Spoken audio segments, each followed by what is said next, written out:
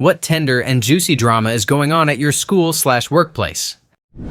It all began when two close friend groups merged after my boyfriend and I got together. His friends, mostly single men, and my friends, mostly single women. Naturally, things escalated, creating a perfect storm of drama. Let's call the girls 1, 2, and 3, and the guys A, B, and C. Girl 1 quickly became the center of the chaos. She joined our group for New Year's Eve one year, and almost immediately set her sights on Guy A. She asked me which of the guys were single and fixated on him, texting and flirting nonstop. After about a week, she admitted she wasn't actually interested, but kept flirting because it was, in her words, fun. Meanwhile, Guy A started developing real feelings. When he confronted her, she shut him down without hesitation. He asked for some space, and she spent the next 2 weeks lamenting how miserable her life had become, insisting she had only just begun to feel happy again.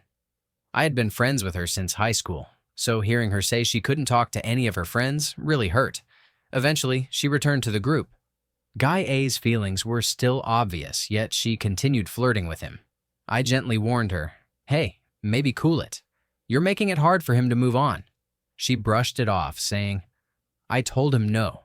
It's his problem." At the same time, she decided Guy C was the most attractive in the group, and when Guy B didn't respond to her flirting, she shifted her attention to him instead. Things grew more tangled when she learned that Girl 2 had once gone out with Guy B. Nothing had happened between them, and Girl 2 wanted it kept private because it felt awkward within the group. When Girl 2 came over to Girl 1's house for a get-together, she quietly explained the situation. Girl 1, however, decided that Guy B disliked her, and that I had been a terrible friend for not telling her earlier. I had respected Girl 2's request for privacy, but Girl 1 spent the next 3 to 4 days sending me long WhatsApp messages about how betrayed she felt. I eventually apologized just to stop the constant stream of messages. She insisted her feelings for Guy B were over, yet her actions suggested otherwise. Privately, she began dating him while pretending everything in the group was normal. My boyfriend eventually told Guy A, who had been unaware of most of what was happening. He was understandably hurt that this had been kept from him, especially given their complicated dynamic, part best friends, part unresolved feelings. Girl 1 then used his reaction as justification to call her relationship with Guy B a mistake, though she never communicated any of this to Guy B himself. Meanwhile, a birthday party became the backdrop for even more tension. All the main people were there, including Guy C, whom Girl 1 still considered the most attractive. Girl 2 made a lighthearted comment about him being attractive, which immediately triggered resentment in Girl 1. She spent the next 2 weeks quietly disliking Girl 2 over that single remark. Guy C, who was shy and not very social, tried to escape the situation by talking with Girl 3, whom he actually liked. Girl 3, already stuck in a difficult relationship and dealing with her father's serious illness, was caught in the middle of all this turmoil. After the party, Girl 1 privately told me she had feelings for someone who wasn't Guy B. I immediately suspected who she meant and warned her that pursuing him would be unfair to the group. She denied it, insisting it wasn't him. A few weeks later, she asked me whether I thought Guy C liked Girl 3. I confirmed that I believed he did. Immediately, Girl 1 began telling Girl 3 about her supposed intense feelings for Guy C, insisting they were meant for each other, all while still dating Guy B. She kept every bit of this from him. Girl 3 and I agreed it would be best to caution her to lower her expectations and focus on her own relationship, but that completely backfired. Girl 1 acted calm in person, then, an hour later, sent a message saying, "I know it's not your fault, but I have to hate you now," and removed herself from all our shared WhatsApp groups. This only added more stress for Girl 3, who already had more than enough to handle. 4 months into her relationship with Guy B, Girl 1 abruptly ended things without giving him the real reasons. Around the same time, Girl 3 finally became single and started interacting with Guy C in a friendly way. Girl 1 could not tolerate the idea of anyone else being involved with him, which pushed Girl 3 to pursue a genuine connection with Guy C. About a week after breaking up with Guy B, Girl 1 complained to me that it was unfair of him not to want her around his friends. I told her she was being unreasonable, and we argued. Soon after, Girl 3 started dating Guy C and told Girl 1. At first, Girl 1 acted polite and even acknowledged that Girl 3 was probably a good match for him. 2 days later, she showed up at Guy C's apartment to hang out with his roommates, Guy B and another friend. I was there as well, since my boyfriend also lived there. She had already decided that day to cut off all contact with me, so we ended up stuck in the same room, and I could feel my patience thinning as I tried to figure out how to handle her without losing my composure. Meanwhile, Guy C was out on a date with Girl 3, completely unaware of the storm brewing. Once Girl 1 realized he was gone, she deliberately chose to stay until he returned, lingering well into the early hours of the morning as if trying to stake a claim. When he finally walked in, she confronted Girl 3, acting shocked that she had gone on more than one date and framing herself as the wronged friend, insisting it was somehow her fault.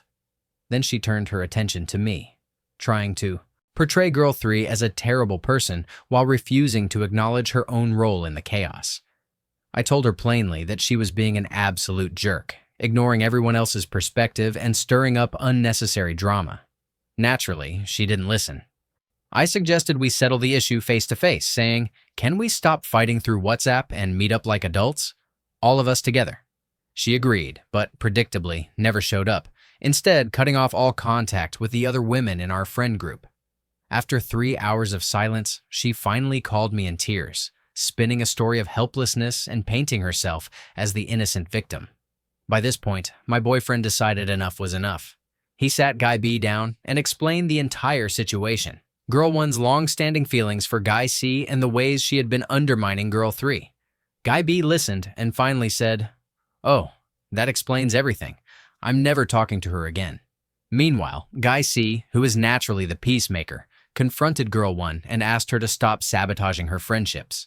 She denied everything, insisting that Girl 3 and I had invented the whole story to make her look bad, once again trying to twist the narrative in her favor.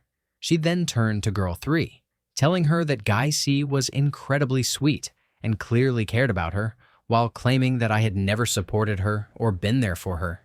Her words twisted the entire situation, casting herself as the victim and painting everyone else as the problem.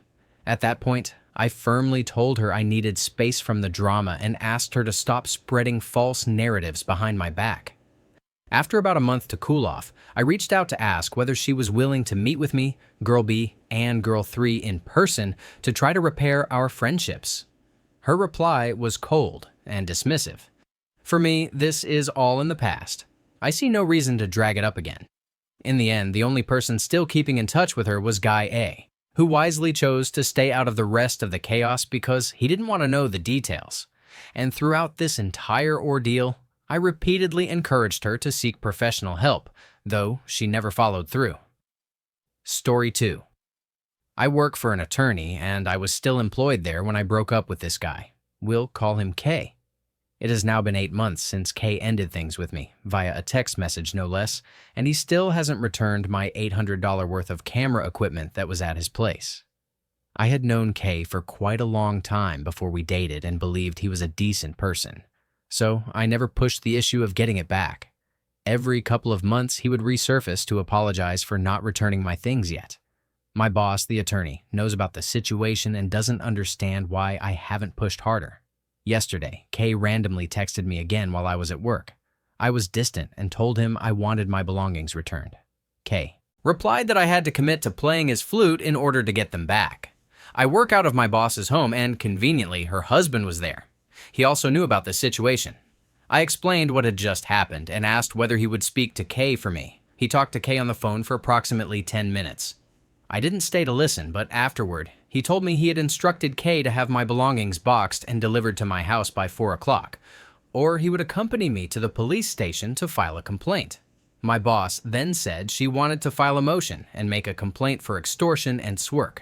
Yesterday was truly a roller coaster. I texted Kay at 4:30 in the afternoon after informing my roommate of everything. Kay is usually a non-confrontational person, but people can act unpredictably when they're upset. He also had a key to my place, so I called a locksmith to change the locks since there was always a chance he could have made a copy. Not that I expected him to, but better safe than sorry. I didn't get a response from Kay, so I texted again at 6:30 asking where my things were. He said he would drop them off after work the next day. I asked why he hadn't done it that day, especially since he had been off work and had plenty of time. I called a friend, E, to see if he would go with me to pick everything up so I wouldn't have to go alone. E agreed, making a few joking comments about wanting to punch K for being such a jerk about the whole situation. I told K I would be coming by later that night to collect my belongings and that he needed to have them ready. K complained that it was getting late, 7 o'clock, and he had to work in the morning. I reminded him that this wasn't my problem, considering he had the entire afternoon, plus the previous 8 months to return my equipment. I told him I would let him know when I was on my way. E finally arrived at my place around 8:30 and we headed to K's house. E mentioned again that he wanted to punch K, and I thanked him but asked him not to, since I wanted to resolve everything without involving the police if possible. When we arrived, my belongings were sitting outside on the steps. I left the car running and checked that everything was there before returning. K was nowhere in sight and never came outside. After we left, I received a message from K asking why I hadn't left anything for him. At the time, I didn't think there was anything of his at my place. He then complained about a few red light bulbs he had brought over. Entirely his choice, not mine, and insisted he wanted them back. Red light bulbs. I had waited patiently for him to return my $800 worth of camera equipment after he broke up with me for his ex, and now he was whining about cheap bulbs. I told him I would mail them and asked whether he had left anything else at my place. He then sent several nasty text messages, followed by asking why I was so mad at him, and mentioned he still had one of my lens caps. I responded with this message, because you said I would have to commit to a favor to get my stuff back. Now, if there is anything else of yours you think is here, let me know, and I will send it to you. Otherwise, I will not be responding to any more of your texts. Keep the lens cap or throw it away. I don't care. After that exchange, K sent several more messages, eventually spiraling into, "Forever is, and I don't want to ever talk to you again. You are important to me." Okay, that's cool. Obviously, you have so many friends. I told him he had until Friday to tell me what he believed he had left at my house, and I would mail it to him. After that, I would only send anything I happened to find. I haven't heard from K since. After Friday, I planned to block his number, and I've already blocked him on every other app we used: Facebook, Messenger, Google Hangouts, and so on. In the end, I did get my belongings back, apparently minus a lens cap, which I suspect is either an excuse for future contact or a potential reason for him to show up at my place again. Story 3. October 3 years ago stands out as the most awkward and uncomfortable moment I have ever experienced. At the time, I worked at a large furniture store with only 10 employees, which meant we were constantly stretched thin and juggling responsibilities far beyond our size. I had joined the store in 2012 and had become close friends with a colleague I'll call A.L. She was in her mid-40s, married, with 3 children, the oldest being 19. Other key staff involved in what unfolded were G, our floor manager, and S, the store's muscle, responsible for heavy lifting and moving stock. L and S had developed a close working relationship over the past year, as her job required directing him on where to place new inventory and ensuring everything was properly tagged and organized. At first glance, it all seemed like a normal workplace routine, but the events that followed revealed a side of my coworkers I never expected, shaking our small team and turning everyday tasks into a series of startling discoveries. In October 2014, on S's 20th birthday, I went out to the back dock to throw away some boxes and unexpectedly walked in on S and L in a heated embrace. They immediately broke apart, but the moment left me completely stunned. Caught off guard, I awkwardly blurted out, what are you guys doing?" L, her face bright red, said, "Nothing," and rushed inside. I stood there in shock, deciding to think everything over before saying anything to anyone. About an hour later, Elle approached me and asked me not to tell anyone. She insisted it was a one-time thing, just a joke, and that I had walked outside at exactly the wrong moment. I reluctantly agreed to keep it quiet, but I stayed on high alert, unsure whether it truly had been a single incident. A week later was the annual Halloween party my husband and I host, and all of my co-workers were invited. L and S showed up together, with L claiming that S was her designated driver. Throughout the night, she stayed close to him, constantly touching his arm or shoulder. After everyone else, except one of my husband's friends, had left, she even handed S a shot of Fireball. Keep in mind, S was under 21 and supposedly the designated driver. They left shortly afterward, leaving just my husband, his friend, and me. The friend asked if she was S's mother, and I finally had to tell him the truth, which my husband had known since the day I witnessed them together. On Monday, I went to G, my boss and a close friend, because I didn't want to completely break my promise to L, but I needed to know if anyone else had noticed their behavior. I cautiously asked whether he thought it was strange that L and S had come to my party together. G's reaction was immediate. "Oh my gosh, I've been waiting for you to notice. Get in my office. I wasn't allowed to bring it up until you said something." Apparently, this had been going on for months. Both G and our HR representative had caught them hugging inappropriately, and even the FedEx delivery driver had seen them kissing in the same back area where I had walked in on them. Their arrival together at my party finally provided enough evidence and witnesses to take disciplinary action. They were called into a meeting with the general manager and G that Friday and were explicitly warned that if they were caught within 10 feet of each other while on the clock again, they would be fired immediately. They were so embarrassed that both of them called in to quit the following Monday before the workday even started. I thought that would be the end of it, but about a month later, one of our rare male customers came in and asked where Elle was. When we told him she no longer worked there, he let out a sigh of relief. Curiosity got the better of us, and we asked what he meant. He revealed that he had caught L and S having intimate relations in the men's room several months before I discovered them. That meant their inappropriate relationship had been going on for at least 5 months before I stumbled across it. S had gone to high school with L's oldest daughter. Yes, they knew each other. And he was also good friends with G's oldest son, which is how he had landed the job at our store in the first place. From what I've seen on Facebook, they eventually broke up. S now has a cute girlfriend his own age. L, on the other hand, ended up getting divorced, and her children refused to speak to her. She currently works for the apartment complex where she lives. Story 4. Work drama rarely reaches this level, but what happened recently has left me shaking my head and needing to vent. I work part-time for a food service company doing serving and bartending. My old friend S is the staff manager, and the assistant staff manager is K. Another friend of mine, B, also works part-time, and his girlfriend C is a full-time server and party manager. From everything I've seen, C is a strong employee, dedicated, professional, ambitious, and well-liked throughout the company. About a year into her job, she approached S to express her interest in becoming a full-time event supervisor. The role came with benefits, higher pay, and more hours. The company was having its best year ever, and S had been saying they needed more people in leadership positions. They had a meeting, and for reasons that were never clearly explained, S told C that the company was not willing to invest in her growth. Understandably upset, C began looking for another job while continuing to work for S. This was completely normal. Most staff members, and even some lower-level managers, held side jobs in the food service industry. C eventually landed a position as an event manager with another company and informed S so he would know her availability would soon change.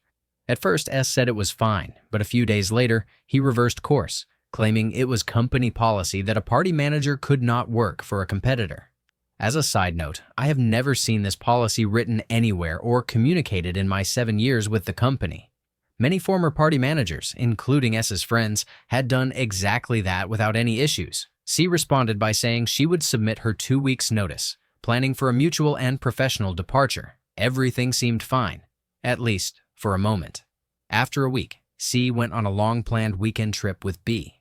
When she returned, she found several missed calls and texts from S. Once they spoke, S had changed his mind yet again. He told her she would not be allowed to work her remaining shifts and removed her from the schedule entirely, including hours for one of the company's biggest and most popular events. This decision reduced the number of managers available for that event, piling extra pressure on everyone else. Kay struggled under the increased workload and began letting her frustrations spill over. She exaggerated the situation, claiming that C's decision to take a job with a competitor was a personal attack against her. She used phrases like "my staff" and "she can't do that to me." Even though Kay didn't actually supervise anyone, S was the one in charge of staffing. Meanwhile, C had done absolutely nothing wrong. She simply accepted a better opportunity after being denied any chance for advancement. By this point, C had mentally written off both K and S, which was especially awkward because we were all part of the same friend group. The situation strained the relationships between B and S, as well as B and KB, who is a manager in his full-time job, repeatedly called S out for his inconsistent behavior. Meanwhile, K seemed to unravel under the pressure and ended up taking a month off work. In the aftermath, S, who constantly complained about not having enough managers, had essentially pushed out a competent and reliable one. He rushed to replace her with a new hire, who already had a poor reputation for being lazy and sloppy. I suspect K may have influenced him because his decision-making throughout this ordeal was inconsistent and baffling. S has tried to repair his relationship with C, but I doubt the trust or friendship will ever return to what it once was. As for C and K, they remain completely estranged. Personally, I've lost some respect for both K and S. C bounced between jobs for a while, but she finally seems to have found a position that fits well with B's schedule, at least giving the two of them a bit of a silver lining in all of this. Story 5. I'm going to use fake names and details since this is a massive drama and still under wraps, so I don't want it getting out.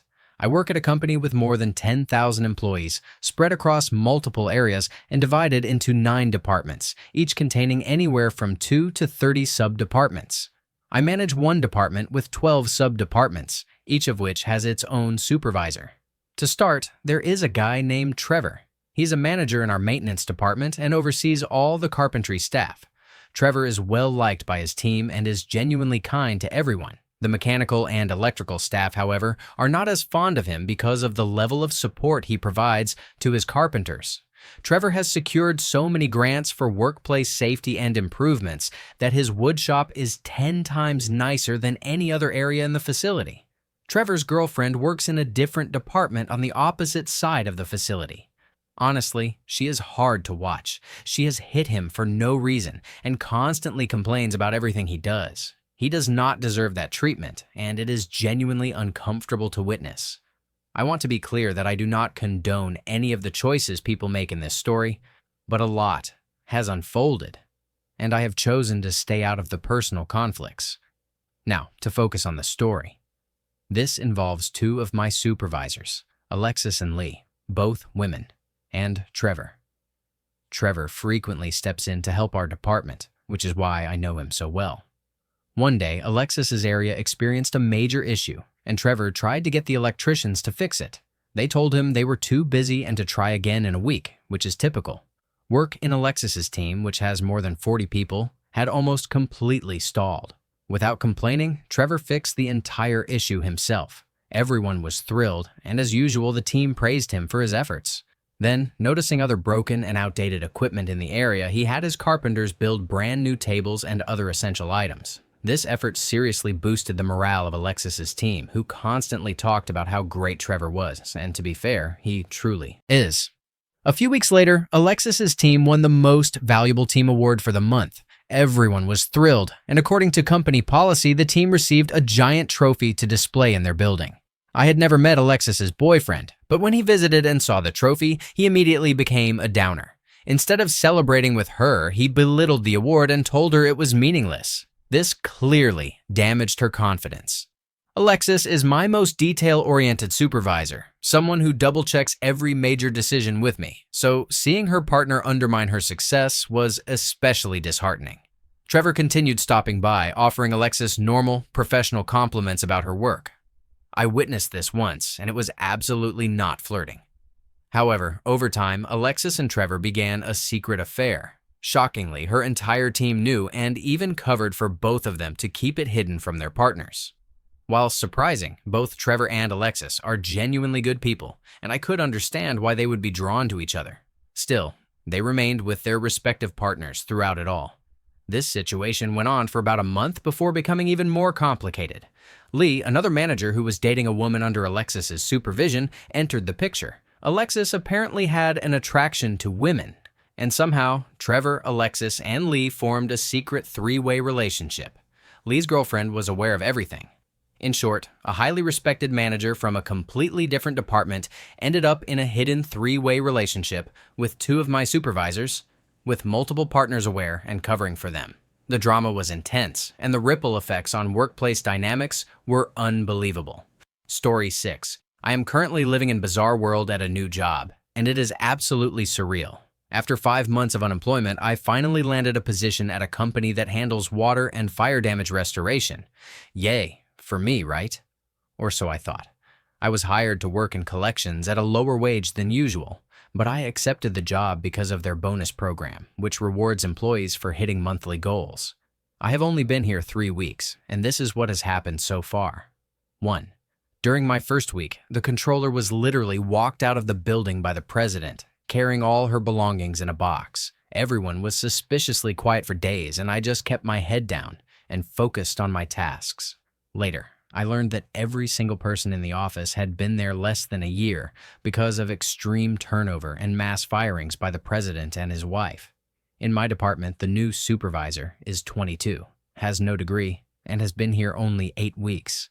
She seems just as confused as I am. 2. In my second week, the office manager was fired. I didn't see it happen, but when I went down to discuss payroll, her entire office had already been cleared out. The president's wife casually said it was something that had to be done. What exactly does that mean? Now, there is no one handling payroll, commissions, bonuses, accounts payable, or accounts receivable. It is a complete mess. 3. I assumed the president or his wife would at least step in to cover the gaps, but no. Neither of them knows how to use the QuickBooks system we rely on. They do not know the passwords, the past due invoices, or any of the essential information needed to keep operations running. 4. A new controller was hired this week and was supposed to be trained by the president's wife. Instead, she called to say she was taking a vacation week and asked me to train the new controller. What? I have been here for only 3 weeks. I work in collections, I do not understand accounts payable, accounts receivable, or payroll, and I am supposed to hit my collections goals for a bonus this month. But instead, I am being pulled into emergencies every single day. 5. The phone will not stop ringing with vendors who haven't been paid in 3 to 4 months. The service techs can't use their company credit cards because the accounts are frozen, so they cannot even fill their trucks with gas. 6. And the frosting on the cake? It has been raining continuously for more than a day, and we arrived to find the building leaking in 4 major spots. Water is bulging through the ceiling tiles, cracking them and bursting them open. So, the water damage restoration company I work for cannot, or will not, repair its own roof. We have spent the entire day moving furniture and covering our desks and files with plastic to keep them from getting soaked. I have spent the whole week online, pretending to work hard while desperately searching for a new job. I am frustrated, disappointed, scared, and more than a little defeated. I'm back this morning. Payroll was supposed to go through today, and once again, it didn't. The president's wife insisted she was handling it. I'll give it one more day before full panic sets in. My options are extremely limited since I've been applying to jobs every day, even before starting this one. 5 long months of unemployment put me behind on bills, so I can't just walk away. I'm hoping to pick up a second job at night to cover the shortfall. When I arrived this morning, the entire office was completely out of toilet paper. No one has the key to the supply closet, and even if we could open it, no one believes there's anything inside. I've called the president multiple times, practically begging for someone to restock the office. Sigh. Story 7. I resigned from this place a few weeks ago, but holy crap was there drama. The owner of the salon I used to manage yelled at an employee in a public restaurant during a team brunch for having a personal business card, and 3 to 5 employees quit shortly afterward. I was the longest standing employee at 2 years. The owner, didn't really want to handle the administrative side of things, so I ran the salon as best I could. At best, her decisions were questionable. At worst, they put the business in financial danger. I had to budget our salon accounts around her personal spending. She never put anything in writing, constantly made impulse purchases for things the salon would never use, and left all the organizational work to me. That said, she was generally kind. The job was steady, and the clients were absolute angels, friendly, personable, and many even included me in their Christmas card lists. They were the reason the chaos felt manageable, until everything went sideways. The first to go was one of the stylists, S.O., publicly yelled at her in the middle of a restaurant during a team brunch for having a personal business card, even though the contact information on it was the salon's. Afterward, O bombarded S.'s phone with rude messages. then pulled her aside to demand that she resign immediately without explaining why, and forbidding her from taking any color formulas, despite there being no contract about them. S refused to be intimidated, continued seeing her clients, and found a new place a few weeks later.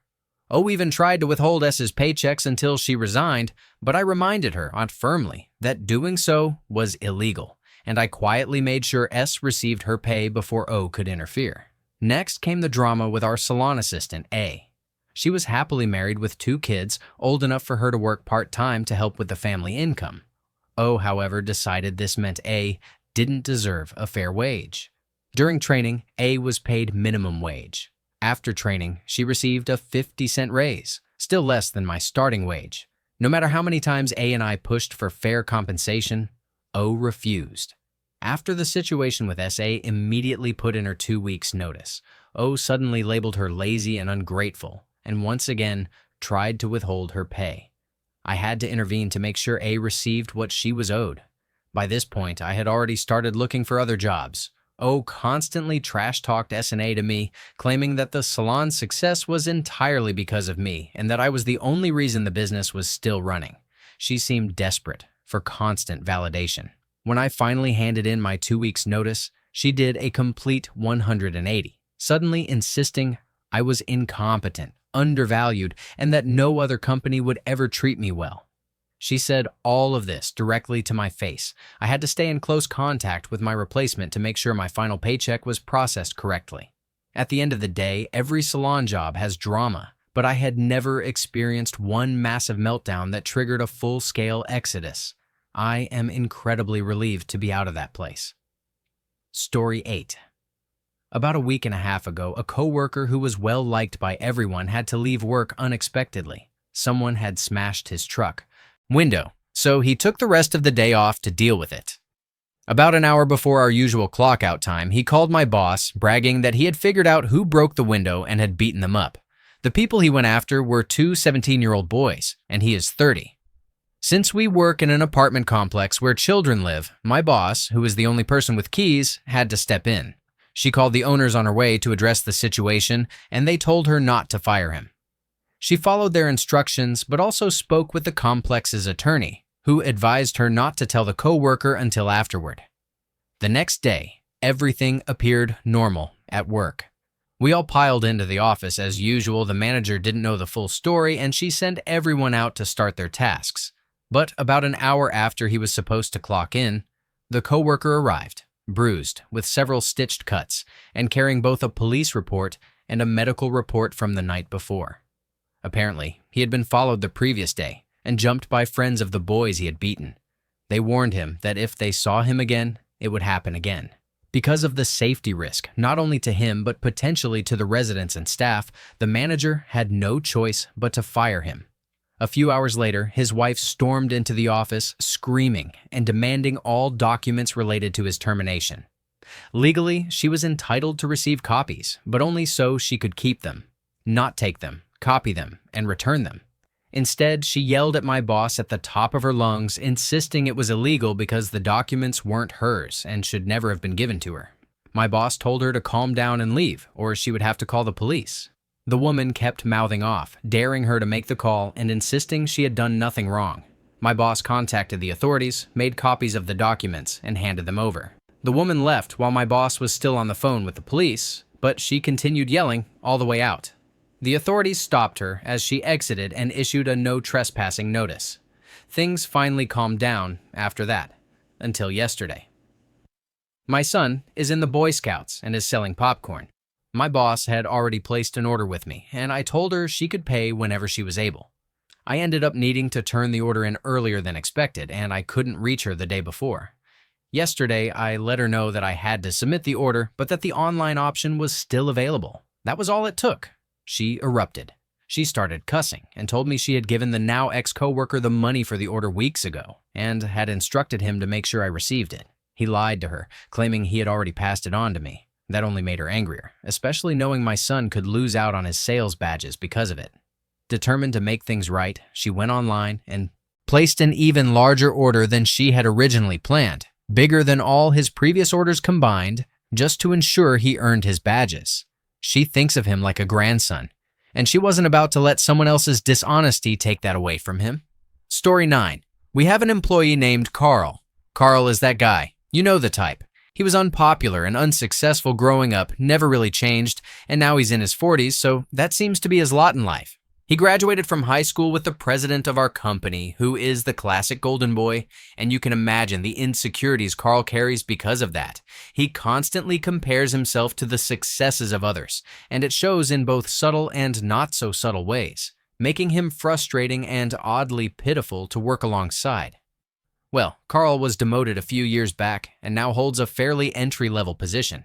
He wasn't fired, only because Golden Boy felt a flicker of sympathy for him. Back then, the company was much smaller, so Carl's title didn't draw much attention, and his performance wasn't under as much scrutiny. Fast forward a few years, and the company has grown substantially. Now there are several employees in their mid to late 20s who hold the same title as Carl, and they are all far more competent at the job than he ever was. You can practically feel the jealousy and insecurity bubbling under his skin. One of the young, capable employees in their 20s is Greg, who happens to be particularly excellent at his job and is on track to be promoted into Carl's former position within the next few years. Greg is a close friend of mine, and I'm genuinely thrilled for his achievements and success. Carl, however, is anything but pleased. He constantly makes backhanded comments toward Greg, trying to pass them off as jokes, but the bitterness is impossible to miss. Most of Carl's resentment shows up in his obsessive tracking of Greg's office attendance, a task no one assigned him but one he has taken upon himself, claiming it's for the good of the company. Greg prefers working unconventional hours, arriving at 7:33 in the morning and leaving at 3:30 in the afternoon instead of following a traditional 9-to-5 schedule, and the bosses fully approve. Carl, however, arrives at 7 o'clock simply because he would rather be at work than spend time at home with his miserable wife. Every time Greg leaves at 3:30, Carl makes a sideways, sarcastic remark like, "Oh, look at Greg skipping out early again." Recently, Carl has escalated his behavior by texting people at the work sites Greg visits, supposedly to check whether Greg arrived on time. Of course, the recipients immediately tell Greg, who is understandably furious. Yet Carl insists without a hint of shame that it is all just a joke. Well, today, everything finally hit a boiling point. Carl pulled one of his usual texting stunts, and when Greg returned to the office, he completely lost it. He tore into Carl, making it clear that tracking his movements is not part of Carl's job, that he is tired of the constant meddling, and he dressed him down right in front of others. Carl, of course, did not take the confrontation well, and the situation ended with both of them meeting with HR multiple times throughout the day. It felt like a tense, almost cinematic clash of personalities, all the simmering frustration finally erupting into open conflict. The follow-up is somewhat anticlimactic, but still worth noting. HR and Golden Boss ultimately agreed that Greg was technically correct, though his way of expressing his frustration was a bit unorthodox, so he faced no consequences. This was Carl's first officially recorded offense, so no one lost their job. However, Golden Boss did have a long, serious conversation with Carl about appropriate workplace behavior, especially regarding how to interact with colleagues who work alongside him instead of beneath him. He made it very clear that Carl should focus on his own responsibilities and leave anything concerning Greg to Golden Boss. In essence, Carl received a figurative slap on the wrist from someone far more accomplished than he ever imagined he could be. A sting that may hurt more than any formal disciplinary action ever would. Story 10. I have been at this workplace for about a year, and at first it was paradise. My boss was a saint, and my coworkers were chill and friendly. Then, about 6 months ago, everything fell apart. One of the women who works with us refuses to do anything. We have a fairly simple job. We sell popsicles, yet she refuses to restock. She eats the product and she barely shows up. I'm not exaggerating. She tells people she is going to the bathroom and comes back an hour later carrying grocery bags. The security guards at our shopping center can't stand her and have complained to my boss repeatedly about her wandering off every morning. Once, I had a serious argument with her, and she started ugly crying in front of at least 15 customers, screaming that I hated her and bullied her. She is almost 40, and I am 20. All I did was ask her to help me restock while I was serving customers. Every one of my coworkers has had at least 1 or 2 arguments like that with her, even my boss. But here's the kicker. She is one of the best friends of my boss's wife, so my boss keeps telling us that sometimes you just have to get used to your boss's whims. In other words, the stress of picking up her workload falls on the rest of us. Recently, one of my coworkers announced she is 7 months pregnant and can't carry boxes or lift anything from the freezers. All of us, except the problem coworker, are more than happy to help because Jamie has always been wonderful to work with. She starts her maternity leave in 2 weeks, and when we share a shift, we need to stock everything for her. Then Andy, the problem coworker, suddenly took an unexpected 2-week vacation, and her shift is the morning one that overlaps with Jamie's. A couple of months ago, at another shop owned by our boss, someone stole 3 months' worth of cash collections, roughly $2,900. They fired one of the girls there, and things immediately became tight financially.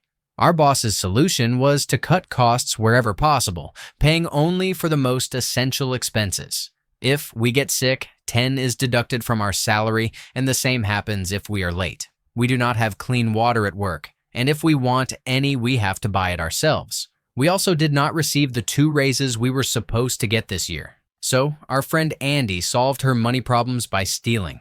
Then Jess, another coworker, did the same. Later, I got sick and spent 2 days in the hospital, and my paycheck was about $30 short. After seeing this pattern, I started taking cash too. I know they do it because there is always money set aside at the register when I arrive for my shift, and it is gone when I leave. Jess also confirmed this to me. Another way our boss cuts corners is by having us charge for Popsicles without printing a ticket, so no taxes are recorded. With everything happening here, it is all illegal, but reporting it feels pointless because the authorities have already been paid off by the supervisor of the franchise. Story 11. Ashley is a manager in fraud operations, and John is a director of consumer services. But because their teams are different in size, they both report to the same vice president, Bill. Bill lives across the country and works remotely for 3 weeks each month, but he remains very involved with his teams. Ashley has been on medical leave for several weeks, and John has been overseeing her rapidly growing team. My friend Kelly is a supervisor in fraud, and as someone in IT, I often help her with whatever she needs. One recent Monday morning, I received an instant message from someone on her team saying, "Kelly wants to speak to you." I replied, "Cool, here is my desk phone." The response came back, "No, she wants to call your cell." That was fine. I have a company cell, and I figured she might need me to move around the building to troubleshoot something. Odd, but okay. Then the next message arrived. "No, she wants to speak on your personal cell." At this point, things were getting strange, but I understood she clearly wanted to keep the conversation off the company network.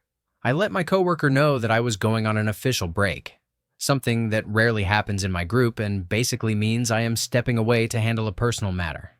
I called Kelly, and she was nearly in tears because John was demoting her. I asked, "Can he even do that? He is not your direct supervisor." She explained that HR already knew about it, and that at least on paper, it was for not following his instructions. I decided to take a manager-approved long lunch and met her off-site. That is when she told me what was really going on. According to her, our struggling fraud operations trainer Stacy might be involved with John. Kelly had raised concerns about Stacy's behavior to him, and a week later, she found herself being demoted. Meanwhile, I started receiving tickets from John to move people from consumer services to fraud, since fraud operations pays more and offers a better career path. The issue was that the tickets were completely incorrect, and he seemed to expect me to fix them without question. I was not going to touch that. Audit and security would have made an example out of me. I escalated the situation to my boss, who passed it up the chain, eventually reaching the chief technologist, which is essentially not the CIO anymore, but still very influential. That is when the real trouble began. It turned out that John had also been avoiding recruiting in HR by pulling a bait and switch on new fraud operations associates, hiring them as fraud ops analysts and then reorganizing them into product support, an inferior role with lower pay and fewer career opportunities. Ashley is still out on medical leave, yet somehow she knows everything that is happening. I have no idea how, since she has no company equipment and cannot check her email, and it would be a violation of policy for her manager or anyone on her team to update her. As far as I know, even HR cannot legally inform her about what is going on in her department. Adding to the complication, Ashley and Kelly are friends, and John will not get reprimanded. I am certain of it. Story 12. I work with a lot of high schoolers and newly graduated first-year college students. I'm 23, going to school full-time for an aerospace engineering degree while working 30 hours a week. They love starting drama, and I am usually too busy or too exhausted to care. The most recent situation involved a co-worker we will call Blondie, along with her two sidekicks, Tallboy and Curly. All three were recently promoted to the worst position in the store, though they have not realized it yet. Their promotion came with a raise, a supervisor title, and a manager override that allows them to change prices at the register. In reality, they are little more than glorified cashiers handling special requests and high-maintenance customers. Coincidentally, that is also my position, and I trained all three of them. There are 6 of us in total, with one extra girl who can cover shifts if needed, but prefers cashier work. The main 6 are the Goon Squad, me, Starchild, and Cool Cat. Cool Cat is openly gay, while Tallboy is still in the closet even though everyone knows. Cool Cat made a comment that offended Tallboy, and Blondie immediately rushed to defend him. Cool Cat asked me to back her up, since I am also openly gay. I decided to ask Starchild for advice. Starchild jumped in to defend Cool Cat while also trying to calm Tallboy down. Everyone loves Starchild. She is honestly the sweetest person this side of Jupiter. Blondie, of course, went after Starchild. Curly stepped in with a simple, not cool. Blondie panicked because Curly is her brother, and his opinion carries serious weight with her. Our supervisor was getting irritated that he had to separate us like we were in grade school. I laughed, briefly considered quitting, but ultimately decided I was not ready to give up weed in the middle of the semester just to look for a new job. I eventually told the boy that everyone knows he is gay. He sputtered for a few days. Starchild was annoyed with me for having no tact, while Cool Cat thought the whole situation was hilarious. Blondie predictably got mad at Cool Cat for laughing. Curly, always the observer, simply kept his distance and watched in silence. I envied him. I got wrapped up in a school project and did not work for a week. By the time I came back, Tallboy had apologized to Cool Cat, who also apologized in return. Blondie was furious with Tallboy for apologizing and then directed her anger at the rest of us for forcing him out of the closet. Since his outing, the boy has been an absolute pleasure to work with, confidently embracing his gayness the way I always knew he could. Blondie, meanwhile, has been on a non-stop power trip. Curly, in contrast, has softened and will occasionally whisper apologies on Blondie's behalf. I once asked if Curly and Blondie were dating. Blondie was offended, while Curly just laughed. They both insisted they were not, and Curly was the only one I actually believed. Blondie has also developed a vendetta against one of the cashiers, though I have no idea why. Most of the group's balance has returned, except for Blondie, but as long as she directs her aggression elsewhere, I do not mind. It is far easier to comfort an irritated cashier than to get dragged into draining drama. Story 13. My dad was a highly respected engineer at a firm and got me an entry-level position in document control. My role was to receive and send documents for a particular engineer, so he did not have to keep track of the latest revisions of plans, communications, RFIs, and so on. The department was terribly mismanaged, and the employees took advantage of the chaos, which resulted in awful turnaround times.